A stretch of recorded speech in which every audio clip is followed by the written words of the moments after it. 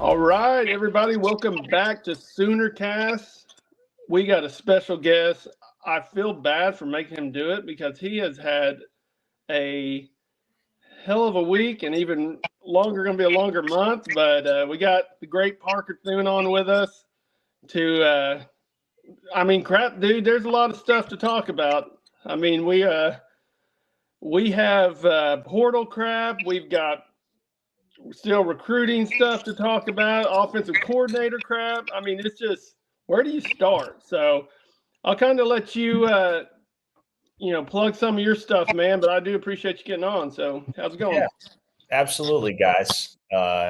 Never a problem to jump on with you guys or any of the other fine podcasters from across the Sooner State and the Sooner fan base as a whole. I know a lot of you guys like to do stuff like this, and I get a lot of requests in my DMs asking me to jump on. As long as I can make it work, I always try to. So pleasure to be on with you guys. And for those who aren't familiar with me, I'm the co-publisher of OUinsider.com on the Rivals Network. So shameless plug, that is the best place to go for OU football and recruiting intel in particular.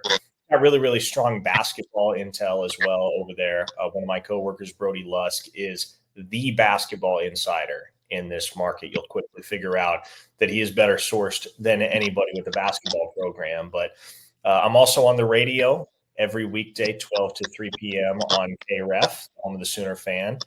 My partners are Mike Steely from 12 to 2 and Tyler McComas from 2 to 3. And you can follow me on Twitter at Parker Thune. There's only one of me, so you'll find me. Yeah, it's definitely getting that time of the year when you see the fake accounts of some of you guys who follow and some of the fake portal stuff. I really thought Jared Koenig had a pretty funny, tweet come out today that he was, going to take his finals. So kind of some fun stuff that happens with that. And again, Parker, we want to thank you for coming on with us and taking some time to hang out with a couple of Sooner fans here. There seems to be a lot of like Chicken Little, the sky is falling with the OU portal things that are going on right now. To me, and Jeremy and I were just having this conversation before we all got on, but to me, it's like, yeah, it's day 3 of the portal, guys. There's going to be a lot more out than there is in. But just kind of just a quick question: where is your pulse right now, Parker, on how far the sky is falling with OU in the portal right now? Yeah, well, the problem Oklahoma faces is the problem that so many other programs across college football in the P4 face in this era, which is they're not filthy rich. They're not broke by any means, but they're not filthy rich. Some schools are filthy rich. Oregon comes to mind. Texas A&M comes to mind. Miami certainly comes to mind. Those programs have the luxury of being able to throw money at their problems and throw more money at their problems and throw more money at their problems until they finally get it right. For Oklahoma, yes, they have money to spend in the portal. They obviously have a fine coaching staff that they've taken care of over the last couple of years, giving them continual raises year after year. But Oklahoma isn't in a position where they can just continue throwing money at issues until all of a sudden they're solved. And so this is a very critical offseason for Oklahoma coming off the 6-6 campaign. We don't know ultimately if it's going to be 7-6, 6-7, depending on the outcome of the bowl game against Navy. But undeniably, a season that did not live up to expectations for OU. And sure, you cite injuries as a major contributing factor there, but you can't make excuses at a place like Oklahoma, and Brent Venables certainly hasn't made any excuses. He understands what the standard is, and he understands that you got to meet the standard, otherwise you're history. And so this offseason is crucial for Oklahoma because not only do they graduate many key contributors from the program, like Billy Bowman and like Ethan Downs and like Danny Stutzman, certainly at the heart of that defense, but you're also seeing portal departures that are consequential, i.e., Nick Anderson, Jalil Farouk, Ansel Anthony, Deshaun McCullough, certainly Jackson Arnold, the guy that Oklahoma fans were convinced, and rightfully so, was going to be the face of their program for the years ahead. And so how do you replace what you've lost And how do you restore this program such that you're ready to compete in 2025 against the best of the best in the SEC? Because I actually think, and I don't know how much of a sunshine pumpers take this to be regarded as, but I think the coaching staff, while they made plenty of mistakes throughout the season, all in all,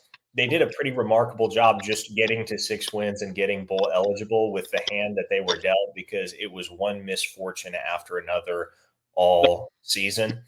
And you got a new offensive coordinator in Ben Arbuckle.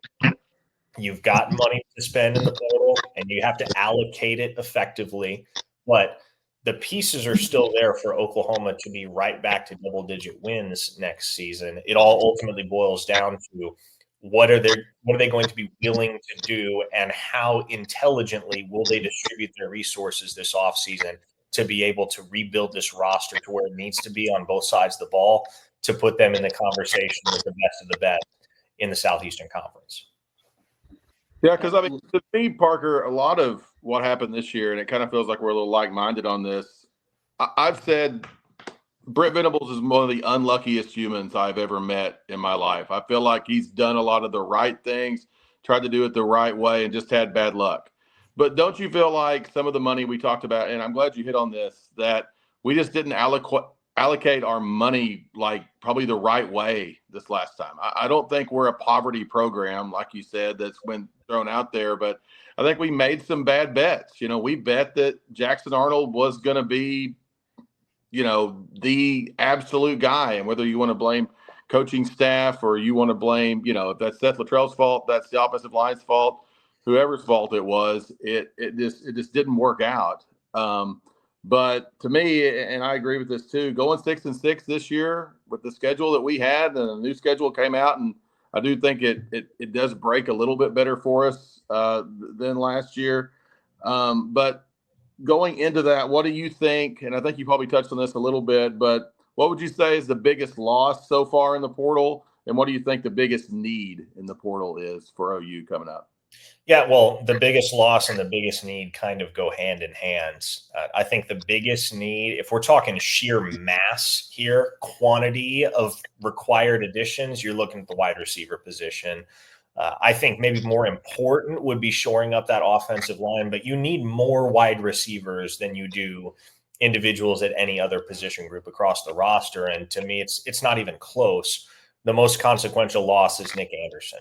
And there are two ways you can look at this, right? You can look at it as Nick Anderson is injury prone. Nick Anderson has problems staying on the field. Excuse me. He's not that big a loss for the Sooners. He only had 798 receiving yards in 3 seasons. The other way that you can look at it is Nick Anderson, when healthy, is one of the best receivers in college football. Nick Anderson had all 798 of those receiving yards in his breakout 2023 campaign, and it came on only 38 receptions, 10 of which were touchdowns. So he demonstrated the big play capability. He demonstrated that he can be dangerous at all 3 levels. And in my mind, demonstrated that season that he was one of the most complete receivers in the country and had an immensely high ceiling as long as he stayed healthy. Now, we know what happened in 2024. He plays 5 snaps against Tennessee, and those are the only snaps he plays all year. And now he's bound for the portal after a falling out with Oklahoma over the medical staff and that whole situation that has been discussed ad nauseum and now dragged into the public eye, certainly. And so, look, there are 2 sides to every story. I know there are certain Sooner fans that believe he copped out and he held out and he wasn't that hurt, and he just didn't choose to tough it out when he very well could have. And there are those that believe, no, Nick Anderson was certainly done dirty by Oklahoma, and his situation wasn't handled properly. His injury wasn't handled properly. And this divorce shouldn't be happening between OU and Nick Anderson. Regardless of your feelings, I think what can certainly be said is that amongst the wide receivers you have lost, and there are now 5 of them in Anderson, Andrew Anthony, Jalil Farouk, J.J. Hester, and Jaquez Petaway, Nick Anderson certainly feels like the most consequential of those 5, and certainly the guy that of those 5 gave you the most at the collegiate level, and certainly has the most impressive highlight tape when you look at what he's done in an Oklahoma uniform. So that one hurts. That's kind of the one guy on this roster that I don't feel like you can replace one for one. Like you can't just go in the portal and find another Nick Anderson. You have to, and I'm using Moneyball terms here, right? Recreate him in the aggregate. As I've said, that's a guy that you got to grab a guy here, you got to grab a guy here, you got to grab a conglomeration of receivers in the transfer portal and hope that they, in conjunction with one another, can replace what you lost in your passing game with the departure of Nick Anderson. Yeah, I mean, the most important ability, as we all know, is availability. And, we didn't have a whole lot of that. And I'm glad you touched on, the conspiracy theory or whatever, that is all of that. And we don't have to get into that. Hey, Jeremy, you're back. And hey, can I, if I'm leaving this, all my technical difficulties, I'm leaving it on here because I could hear you, and thank God my camera wasn't on. I'm sorry to interrupt this, but thank God my camera wasn't on, because if you could have saw the freaking outness that I was doing, because when you put your phone on Do Not Disturb and your wife still makes her way through, like, my wife is a very special woman. And for her to be able to make it through on a phone call and a Do Not Disturb, there we go. She's special. So I do apologize, but I'm back. I think it's better podcasting and live streaming when I'm not on here. So I do apologize. So, but I am back and ready to go. Hopefully you didn't ruin anything by saying that I was out or anything. but so is it my turn for my question? Because I'm attacking Parker on this one. Not really, dude. One thing, and I'll have to give it up. I am on a group chat with the midweek college football breakdown podcast guys, and they asked a question, and I never really thought of this, but with the way Portal is now and how crazy Portal is, you look at it, is some of these recruiting websites, like, are they going to become obsolete? Like, is recruiting going to be that important anymore? Or is it more like, what are we, like, people now are more worried, like, oh, we didn't get anybody and we didn't get this quarterback, but we'll get somebody in the portal. So I just wonder what your mindset is are we going that way where recruiting's just kind of obsolete? Because these guys are leaving after a year anyway. Look at what's his butt from Missouri, the one Winery. I mean, it's like you can't. There's no loyalty anymore, and everybody's building their teams through portal. So, I don't know. What's your thoughts on that? Well, so my thoughts are this: on the one hand, like, you are correct. More teams are utilizing transfers and acquiring transfers more than they ever have in the past. And in the last 5 years, college football in many ways has become the wild, wild west, where nothing is off limits. The boundaries that are in place are boundaries that are very easily worked around. And pretty much anything is on the table if you can work the proper back channels. And it's crazy. Right now, it's a crazy world. The world of college football is crazy. But guys, here's one of the absolute truths about sports, and especially college football. The pendulum always swings back. It always does. I remember 7 to 8 years ago when everybody was wondering, are we witnessing the death of defense in college football, when the spread had taken root and you had those high octane offenses in the Big 12, one of which was Oklahoma's, that were putting up 50, 60 points a game, right? And everybody thought, boy, is this the future of football? Is it going to be 52 to 45 shootouts every week? Well, now what you're seeing is, and obviously the spread infiltrated the SEC around the mid-2010s and really hit its peak with Joe Burrow and LSU in 2019. But as time has passed, defensive coordinators have begun to figure out how to defend the concepts that gave them problems and were so cutting edge at that time, and enabled those offenses to go unchallenged down the field over and over and over again. The pendulum always swings back, and that manifests itself in so many different ways. But I think we're coming to a point in the not too distant future where the craziness of the NIL world meshed with the portal is going to get reined in to some extent. And I know there's an expectation that there's going to be a revenue sharing agreement that comes into play next July 1st, and that will eliminate a lot of the agent-dominated NIL negotiations and just make things a whole lot simpler for the people involved.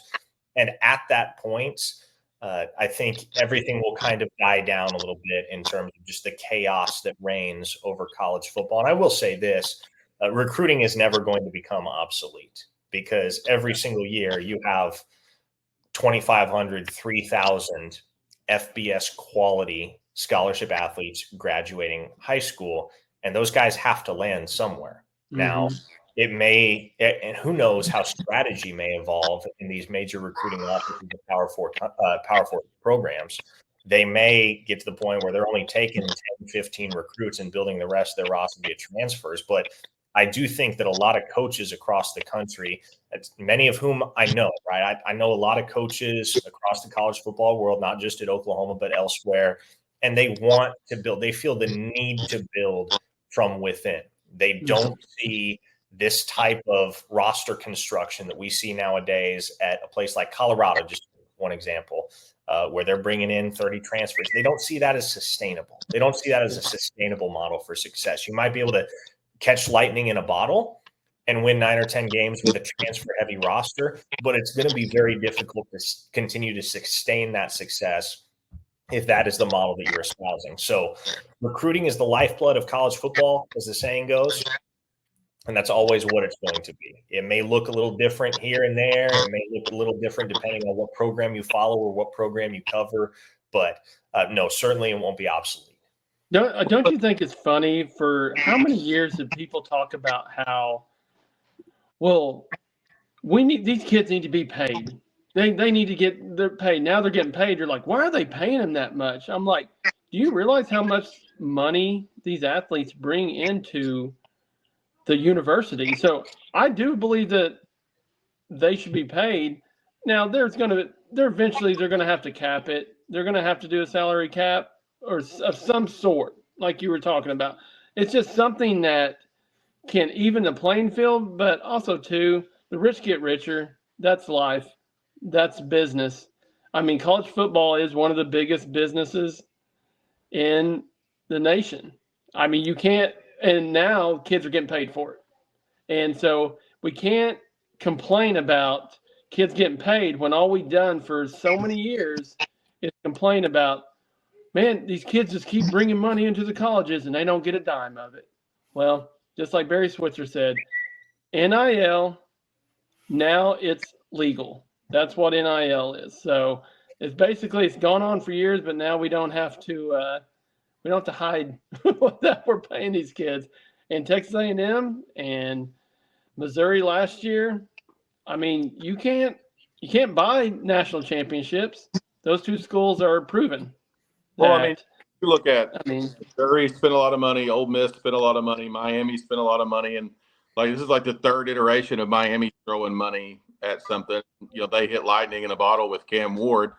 And speaking of Cam Ward, that's a guy who came from Washington State. And, you know, Parker, we said we're not going to try to get, you know, too scoopy into your main business. But is there anything you would like to say, you know, in my sunshine pumper, non-bedwetter OU fan theory, I kind of feel that John Mateer is kind of pulling a Caleb Williams and is going to play the bowl game and then break Washington State's heart. Is that kind of what you think, or, you know, is that something you want to talk about a little bit?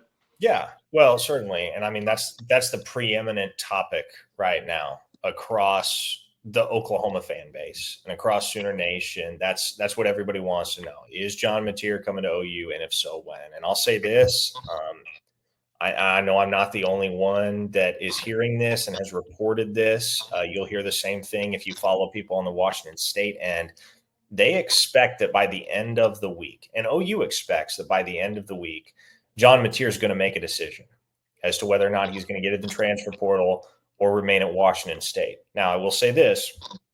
Washington State has put a very lucrative package in front of John Mateer to try and keep him in Pullman. There is more money tied up in their pursuit of John Mateer than there has ever been for a student athlete at Washington State University. They're committed to doing all they can. However, going back to the conversation that we were just having, you have the haves and the have-nots in college football. And Oklahoma is certainly one of the haves. They are one of the rich schools. Washington State, not as much. And so I think there comes a tipping point at which Oklahoma has the ability to go beyond a given number and still remain sensible in terms of their financial balance and the allocation of funds that they spread across their entire roster that just doesn't exist at Washington State. And there's been a confidence on Oklahoma's side since, I would say, late November, that with Ben Arbuckle in the crosshairs at that point as Oklahoma's next OC hire, you hire Ben Arbuckle, John Mateer is going to be coming with him. And it's been something that Oklahoma has been preparing for some time now, is let's get a package together. Let's scrape together some funds, and let's make sure that if and when John Mateer gets in the transfer portal, this is not even a question. This is a formality. He's coming to Oklahoma to reunite with his offensive coordinator and Ben Arbuckle. Now, the asking price for John Mateer, if he were to enter the transfer portal and entertain the advances of other schools beyond Oklahoma, could go very high, because the second he's in the transfer portal, he may very well be the top player in the country, the top available player in this portal cycle. So what's going to be interesting is, yes, although right now it would seem, rightfully so, that John Mateer belongs to Oklahoma if he gets in the transfer portal, what happens if he hops in the portal and a Miami, for instance, decides, you know what, let's go back to the well. Washington State developed Cam Ward for us and gave us a one-off year with a Heisman Trophy contender and 10 wins. Let's see if we can do it again with John Mateer. We're going to pay what it takes. And at that point, does the bidding war become higher stakes? Does it drag out at all? So there's a lot that hangs in the balance there, I guess is what I'm saying. But make no mistake, from the OU side, there's been a confidence for several weeks that John Mateer is getting in the portal.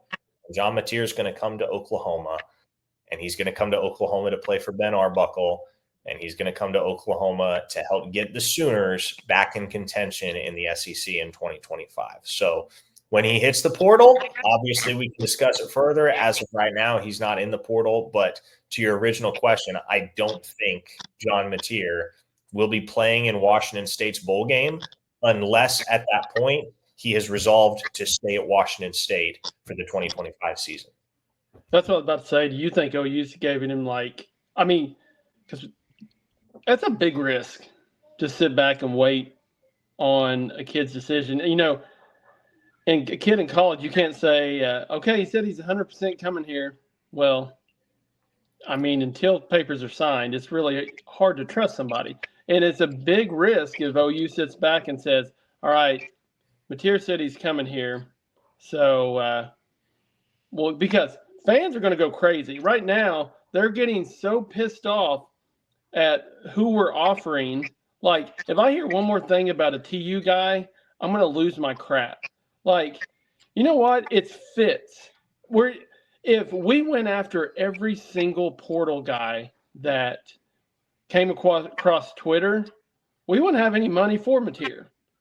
But it's so hilarious when you watch fans and I say this as a fan, and I get in trouble on Twitter sometimes because I can't keep my mouth shut. And I'll just be like, they're like, oh, great, we lost Andrew Anthony. And I said, I know, how are we going to replace all the production that he had for us last year? Him and Nick Anderson, all that production they put up. I understand, but you have to look at who they're going after on receivers. They're going after the tall receivers, the 6'3", the 6'4" kids. That's where they're going towards. And us as fan base just need to sit back and let nature serve its, just let it happen instead of getting pissed off at every guy that do we remember where we got Hollywood Brown from? it's not like it doesn't have to come from a major school every single time. You might know the kid, but he might not be crap now, and he might have been wasted, and we know what his talent is. So it's just real frustrating to listen to our fan base go over that. So Well, and to your point, and I'll harp on that. I'll riff off that a little bit. Everyone in the Switzer Center understands that they are coaching for their jobs in 2025.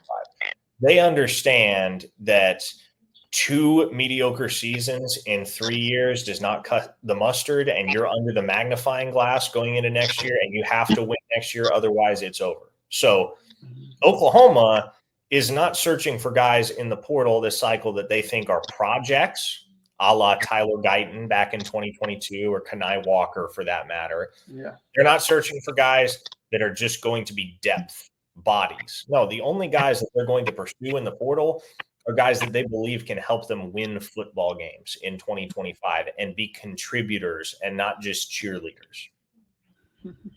Yeah. I mean, I would say, Parker, a question I've got, and you know, this rumor's been out there that Joe John's going to go to Purdue. I've seen Joe John's going to Purdue to be the OC. I've seen he might go to Texas State to be the OC. I've seen, you know, multiple different things, and there has been some concern over, you know, the only official offer or anybody's following anybody is, you know, the one tight end at Tulsa, who I think maybe they're recruiting more as like a fullback in the Arbuckle system.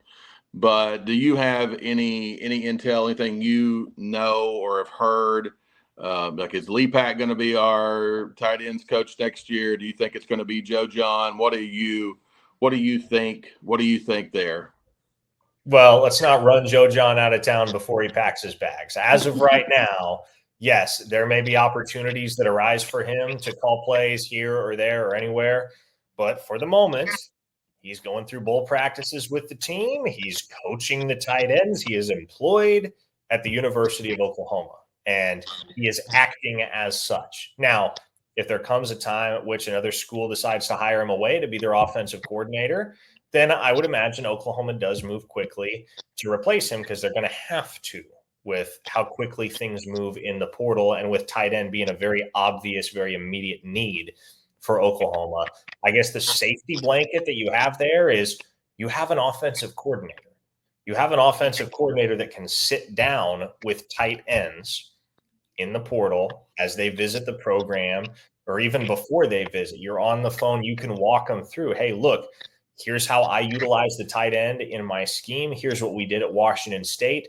Here's what we want to do at Oklahoma. And here's how you fit in. And Ben Arbuckle does make use of the tight end quite a bit in his offense. It is not your conventional air raid 10 personnel type of canned attack. It's he has his own flavor, if you will. He's put his own spin on the air raid offense in its traditional form. And that he has implemented a lot of tight end use in his scheme. And sometimes they'll run with 2 tight ends. It's not dissimilar. And in fact, it's quite similar to what Oklahoma fans were used to seeing under Lincoln Riley. And so from that standpoint, Ben Arbuckle's presence as your new offensive coordinator allows you to have a puncher's chance with a tight end, just because of how the position is utilized in his scheme, even if you come to a point where you're having to recruit those guys and you don't have a sitting tight ends coach. Yeah. And go on to tight ends, like I talked a lot of crap about Bauer Sharp. I am convinced he's going to go somewhere and probably just be like, I'm not saying a Kerry Kittle, or not a Kerry Kittle. Kerry Kittles, that's an old name. George Kittle type. But that said, it's like, we didn't do that guy any favors. Yes, was that tight end pass the worst play I've ever seen in OU history? Yeah, ranks pretty damn high up there. But that said, why? Why do you call that play? And so the kid has taken a beating. I felt bad for him. Steve sat next to his grandparents at the LSU game. And I said, hopefully they don't listen to podcasts because after the murder that we did to him a couple of weeks ago. But that said, it's like, I think there's some of these kids that we just need to probably just they need a redo. And it's kind of the same deal with Jackson. Yep. Jackson needs a fresh start, just like we need a fresh start. Like, the kid needs to get his confidence up. He's seen ghosts. I mean, you don't watch a kid play quarterback and watch the kid you saw play Arizona in the bowl game and then watch him play against Missouri or watch him play against LSU. Like, you knew that he was like, if I make too many mistakes, I'm out. So he never got to really run Jeff Lebby's offense, which is what he came to OU for. So that's why the Mississippi State thing makes sense. And it's all kind of falling into place for him. Yeah. Parker, I'm kind of like you. I get people on TikTok that send me stuff all the time about, like, that I heard Jackson's going to SMU. I don't know if you don't need to release that yet. I'm like, well, dude, I'm not releasing any sources, but I think he's going to Mississippi State. Nope, he's going to SMU. And I was like, okay, well, I'll put it out there to my friends, but I will never release it anywhere. So it's just like, that's why Jackson came to OU, is to run Levy's offense. The kid never got that opportunity. So I agree with him 100%. Like, if I thought he should leave, I think he wasn't done any favors whenever Seth Luttrell was hired as your OC to not give you a quarterback coach. I thought is probably one of the biggest mistakes of BV's coaching. Yeah. Well, and I think, BV wouldn't say it publicly because I don't think he could throw Seth under the bus like that as a decorated former Sooner captain, national champion, all that good stuff. But I think we could all see that was the biggest mistake that Brent Venables has made as a head coach thus far. Hiring Seth Luttrell as the offensive coordinator, kind of taking the easy way out with that search, and then handing him the quarterbacks when he hadn't coached quarterbacks before. He'd been an offensive coordinator. Sure, he'd been a play caller, he'd been a head coach, but he'd never coached quarterbacks. And I and others kind of explained it away at the time. Obviously an offensive man like Seth Luttrell is going to be able to coach up the quarterbacks. Well, honestly, guys, I don't even know if those quarterbacks themselves truly realized how underdeveloped they had been throughout the 10 months that Seth Luttrell was employed as OC until he was out the door and until Kevin Johns got his hands on those QBs in a very practical sense. And so that is what set this program back in 2024. That was the original mistake. You can't do anything about the injuries, but the hiring of Luttrell was a miss by BV. And I think if there's any silver lining to it, on Venables' part, what you didn't see was a sense of obstinacy. He didn't try to keep making it work. He acknowledged the mistake. 7 games into the season, they parted ways with Luttrell, and they decided, you know what, we'll figure it out from here, but we can't keep running our heads into this brick wall because it's just not working. And so I think in that, what you saw from your head coach is that he is not too full of himself and he is not egotistical to acknowledge when he makes a mistake. Yeah. Well, it's a lot more refreshing than the Lincoln Riley "we're close" experience, that we had over and over again. And so to kind of transition to some happier times, Jeremy mentioned Kerry Kittles, which played basketball probably before Parker guy played for the Nets, wore tall socks. But you good to talk a little bit of Sooner hoops here before we let you go? Just sure, quick? By all means. Okay. Looking at, I saw a tweet come out that the SEC right now is 128-19 as a conference. So, we thought, hey, we're getting out of the Big 12. Maybe that'll be even better for us. Speaking of guys with bad luck, Porter Moser, last team out of the tournament twice in the last 3 years, but we're up to 13 in the AP. We're 17 in the coaches poll. Jeremiah Fears, 16th in ESPN draft mock. It's number 7 freshman on ESPN.com. Tell me why we're not going to stub our toe Saturday night when we play Bedlam basketball. Tell me why this year is going to be different than last year. Because I want it to be. I really like Porter. I really like this team. But tell me why, last year we were, 11-0 before we started losing or whatever it was. So why this is going to be better. I'll tell you this, guys. I'm not going to try to convince you of anything because I haven't tried to convince myself of anything. This is kind of the Porter Moser roadmap, isn't it? Start off hot in non-conference play, and then you start to hit the speed bumps once conference play kicks off. And you're in the SEC this year as opposed to the Big 12. But I was talking to a connection at another SEC school today, and they reaffirmed what I think a lot of us see. This is the best the SEC has ever been in the sport of basketball. It's a very, very deep conference and very talented conference. So Oklahoma has been red hot to start this year, and that's great. But they were red hot to start the year last year. And then we saw what happened when they had to go toe-to-toe with Big 12 opponents twice a week, and they just didn't have anywhere close to the same level of success. Do I think this team is ironclad, and do I think they're a top-tier contender in college basketball? No, I have not convinced myself of that. Are there some encouraging signs, though? Absolutely. And I will say this, going into the season, the one thing I said about this hoops program is that if they're going to be competitive in the SEC, they only really have one path. There's one thing that has to happen, is a prerequisite if Oklahoma is to compete in the SEC with this cast of characters. Jeremiah Fears has to be an absolute hoss. And, well, he has been so. And so if you can ride that kid through SEC play, then you got something. I think you got a tournament team at that point, but he has to sustain that level of play. It's a lot on the shoulders of a true freshman, but he's been fearless so far. And you've seen that the moment's not too big for him.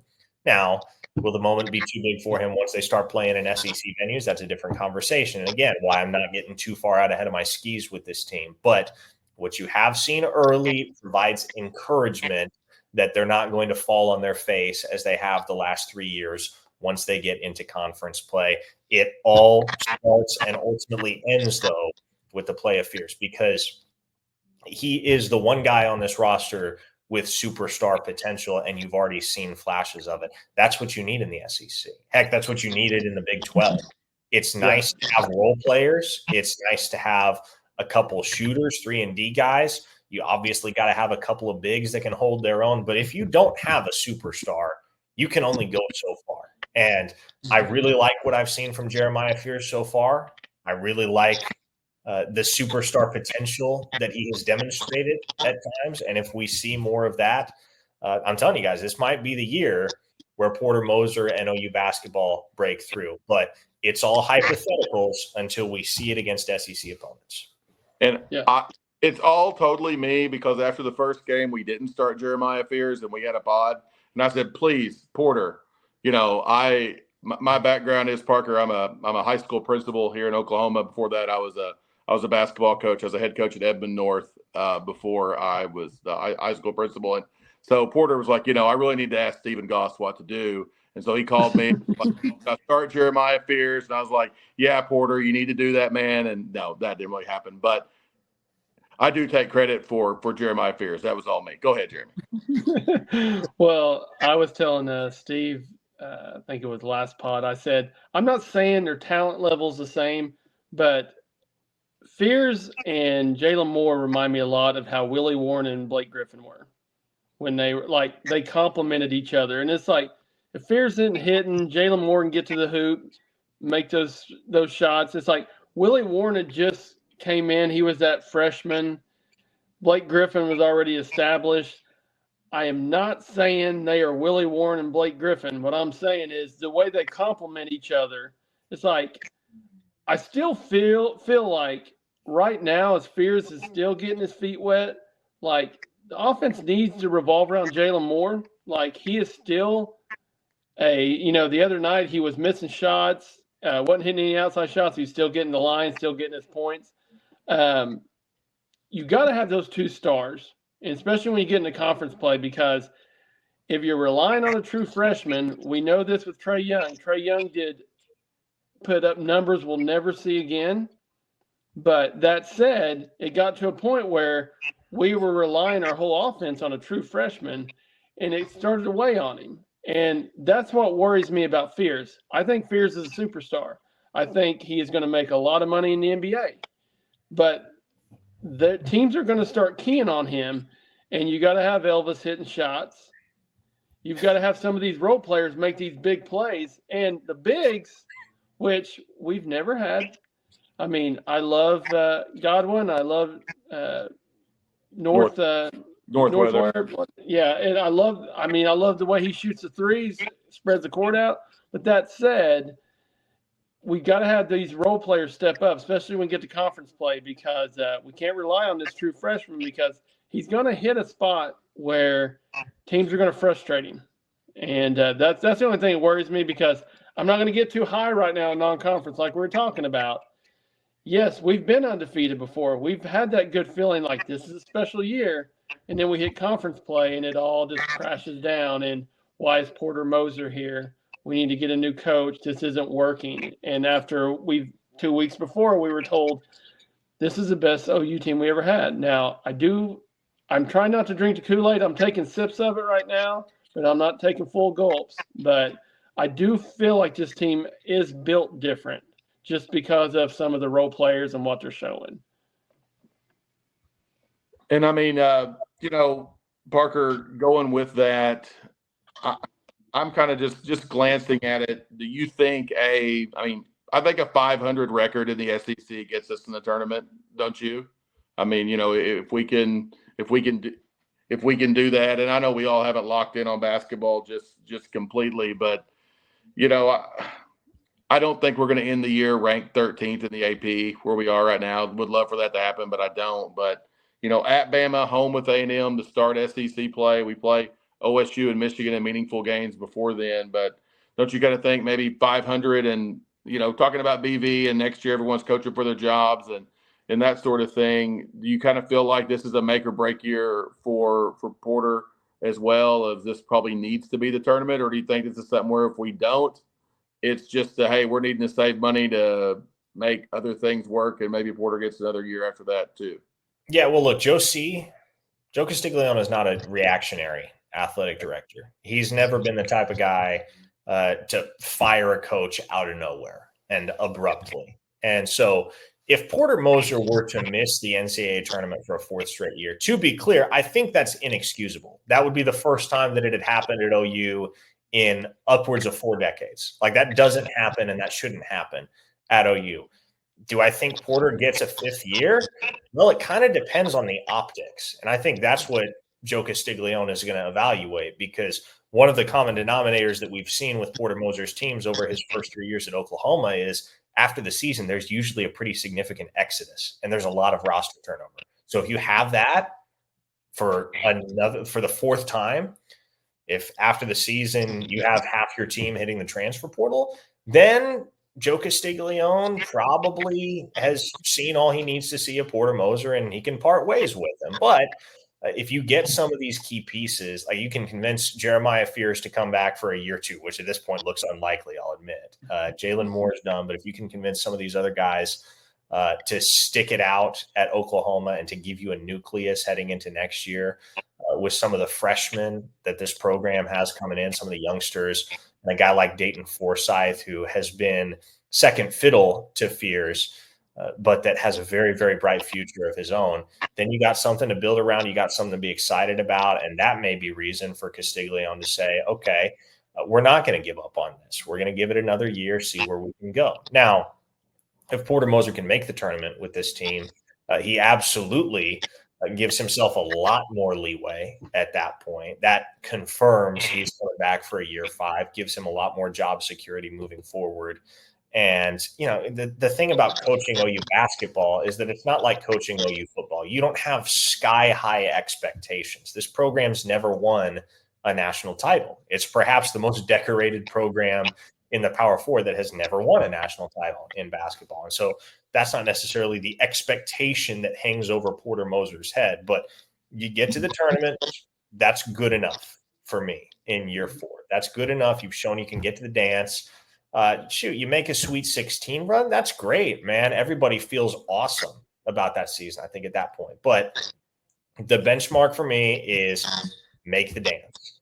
If you make the dance, you're good.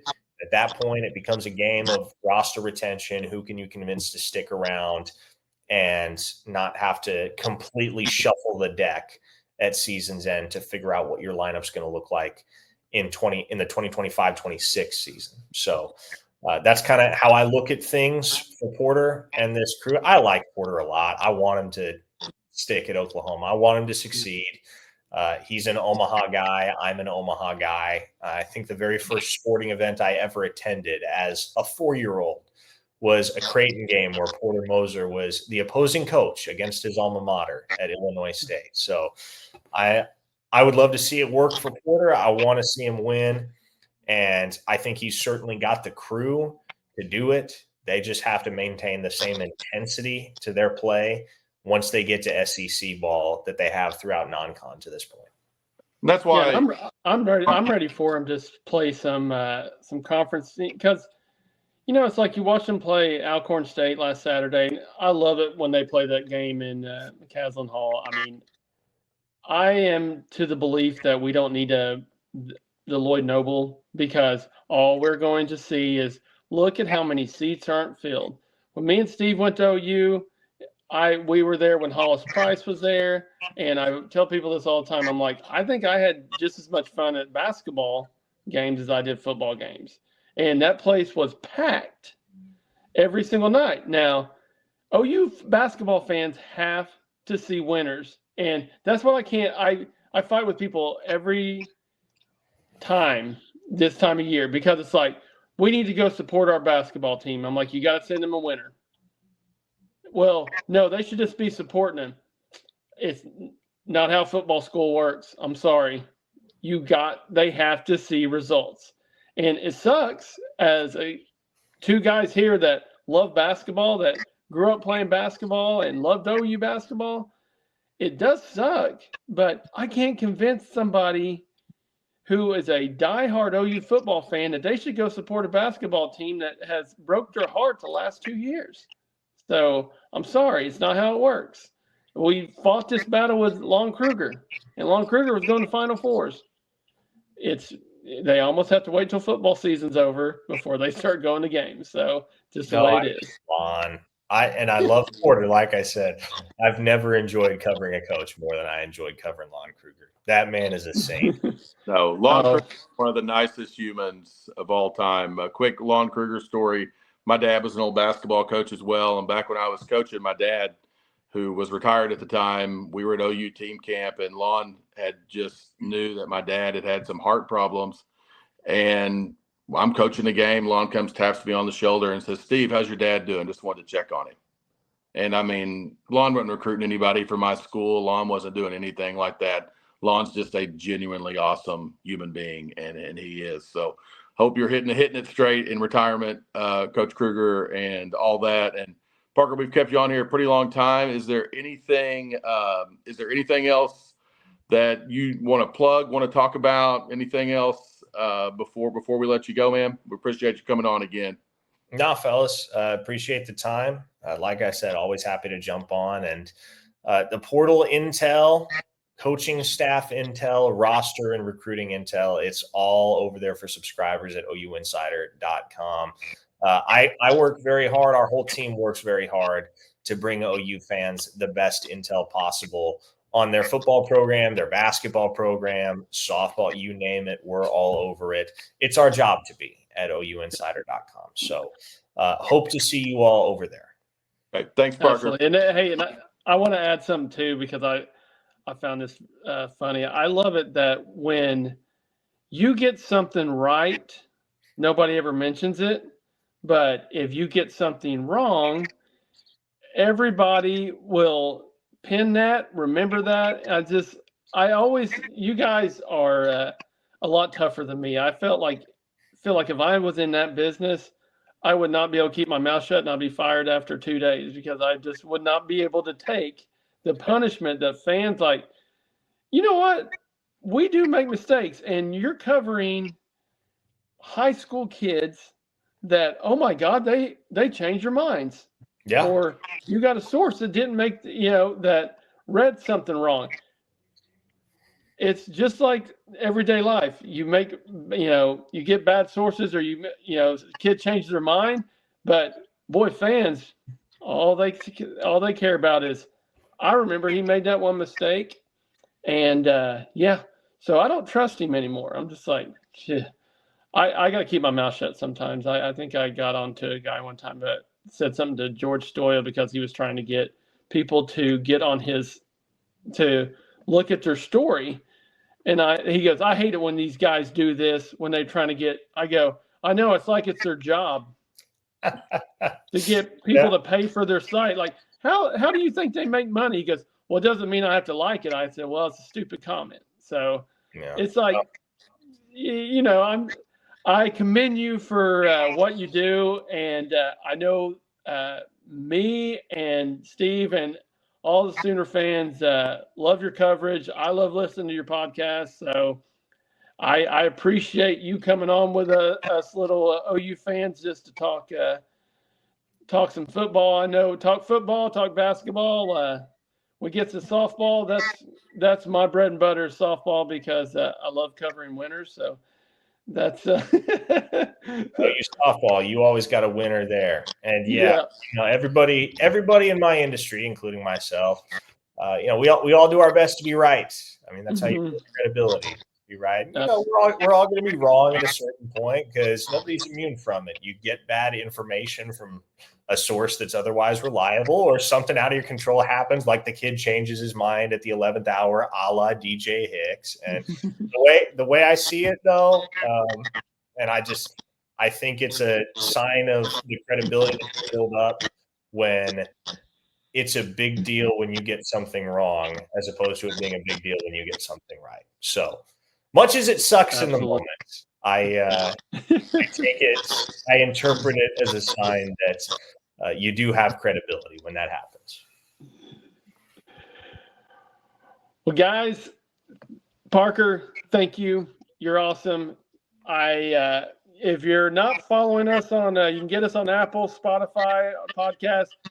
Go and subscribe to our YouTube channel. It doesn't cost you a dime, but it helps us out. Comment, give us reviews. Parker, you're awesome, man. Appreciate you coming on and giving us a little pub. Your name always helps us out. So until next time, Boomer Sooner. Boomer.